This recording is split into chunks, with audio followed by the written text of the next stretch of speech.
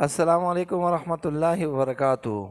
آج میں آپ کو لا الہ الا اللہ کے فضیلت کے بارے میں بتاتا ہوں کہ لا الہ الا اللہ سے انسان کی کامل مغفرت کس طریقے سے ہوتی ہے۔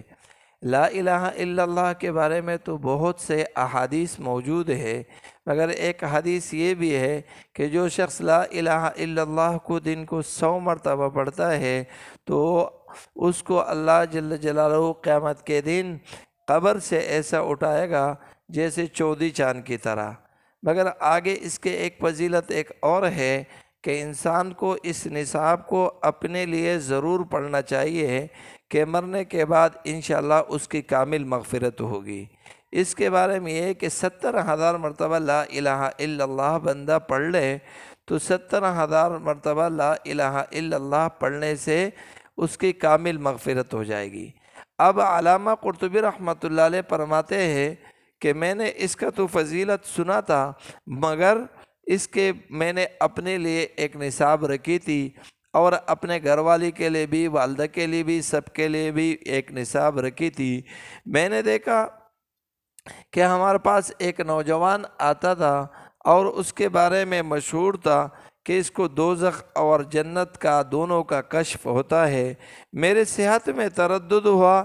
ایک مرتبہ اس نوجوان نے ہمارے ساتھ کھانے میں شریک تھا۔ جب کھانے میں شریک تھا تو دفعتاً اس نے ایک چیخ ماری اور سانس پھولنے لگا کہ میری ماں دوزخ کی آگ میں جل رہی ہے۔ میں نے کیا کیا؟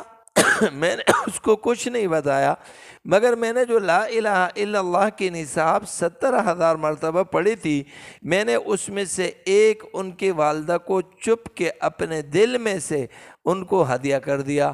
اب اس کا پتہ مجھے ہے اور میرے رب کو ہے۔ علامہ قرطبی رحمۃ اللہ علیہ فرماتے ہیں اتنے میں وہ بچہ ایک دم اٹھا اور کہنے لگا، چاچا، اللہ تعالیٰ نے میرے والدہ کو جہنم سے نکال کے جنت میں داخل کر دیا۔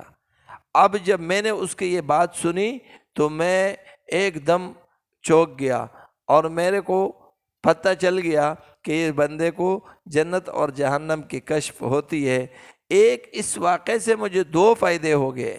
ایک فائدہ یہ ہوا کہ ایک تو یہ بچے کا جو اہل کشف ہونے کا حقیقت مجھے پتہ چل گیا، دوسرا مجھے یہ فائدہ ہوا کہ 70,000 نصاب سے کامل مغفرت کا بھی مجھے یہ یقین آ گیا۔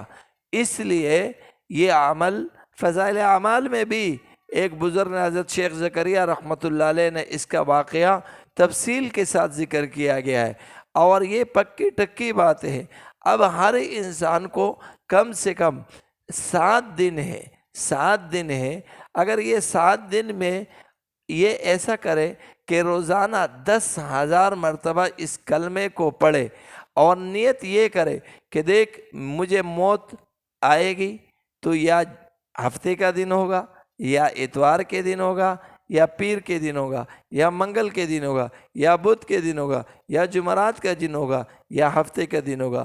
یہ ٹوٹل 7 دن بنتے ہیں، اور 70,000 مرتبہ بھی اگر اس 7 دنوں پہ تقسیم کیا جائے تو اس کو روزانہ 10,000 مرتبہ اس نیت سے پڑھے کہ اگر کسی دن سے بھی شروع کرے اور روزانہ 10,000 مرتبہ پڑھے اور اس نیت سے پڑھے کہ اللہ جس دن مجھے موت آ رہی ہوگی وہ یہی 7 دن ہوں گے اور اس میں میرے یہ 10,000 مرتبہ کلمہ ہوگا، تو اے اللہ اس کے تو پہلے میرے مغفرت بھی فرما دے۔